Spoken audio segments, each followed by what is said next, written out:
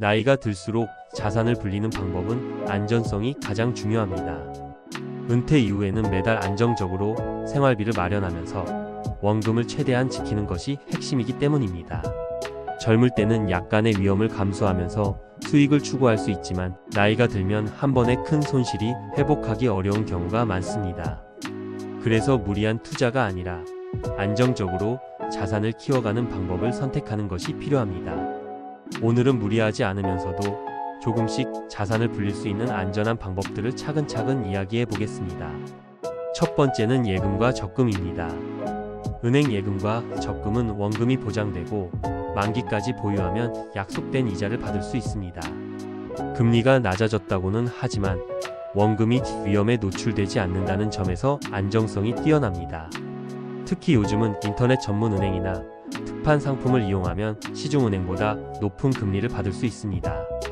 예를 들어 목돈은 정기예금에 넣어 확실하게 이자를 받고 여유 자금이나 매달 남는 생활비는 정기적금에 넣어 불려가는 방식입니다.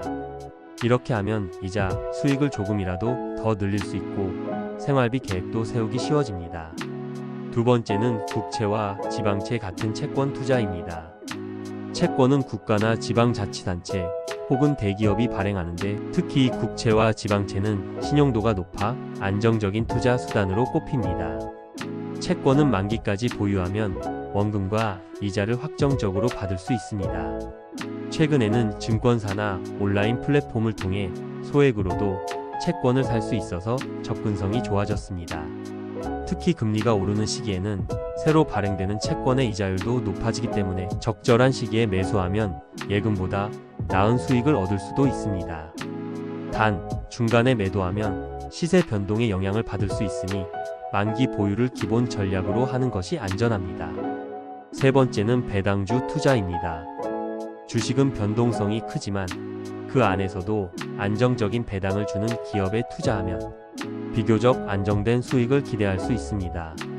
특히 전기, 통신, 필수 소비재처럼 경기에 크게 영향을 받지 않는 업종의 기업들은 매년 일정한 배당금을 지급하는 경우가 많습니다. 배당주는 물가가 오를 때 배당금이 인상되는 경우도 있어 장기적으로 물가 상승을 방어하는 효과도 있습니다. 다만 주식이기 때문에 가격이 떨어질 가능성도 있으니 전체 자산의 일부만 투자하고 여러 기업에 분산 투자하는 것이 중요합니다. 네 번째는 리츠 REITS입니다. 리츠는 부동산을 직접 사는 대신 여러 투자자들이 돈을 모아 건물에 투자하고 그 임대 수익이나 매각 차익을 배당 형태로 받는 구조입니다.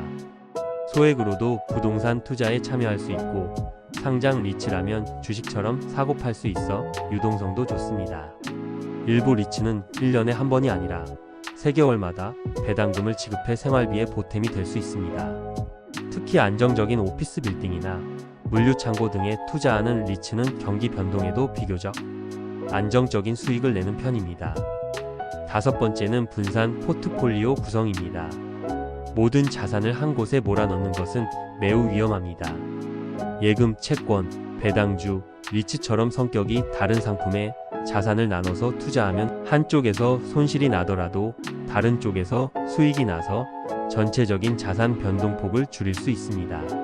예를 들어 50%는 예금과 채권, 30%는 배당주, 20%는 리츠에 배분하는 식입니다. 이 비율은 개인의 성향과 생활비 구조에 맞춰 조정하면 됩니다. 마지막으로 노후 자산을 불리는 데 있어 가장 중요한 원칙은 욕심을 줄이고 꾸준함을 유지하는 것입니다. 단기간에 큰 수익을 주겠다는 상품은 대부분 위험이 큽니다. 한 번에 부자가 되기보다는 매년 안정적인 이자와 배당을 받아 생활비를 보충하는 것이 진정한 노후 자산 관리입니다. 또 금융상품은 주기적으로 점검해 금리나 배당률이 더 좋은 상품으로 갈아타는 것도 좋은 방법입니다. 결국 노후의 자산 증식은 원금을 지키는 것을 최우선으로 하고 그 위에 안정적인 수익을 쌓아가는 과정입니다. 안전을 우선하고 여러 상품에 나눠 투자하면서 꾸준히 관리하면 나이가 들어도 경제적인 걱정을 줄이고 더 여유로운 생활을 할 수 있습니다.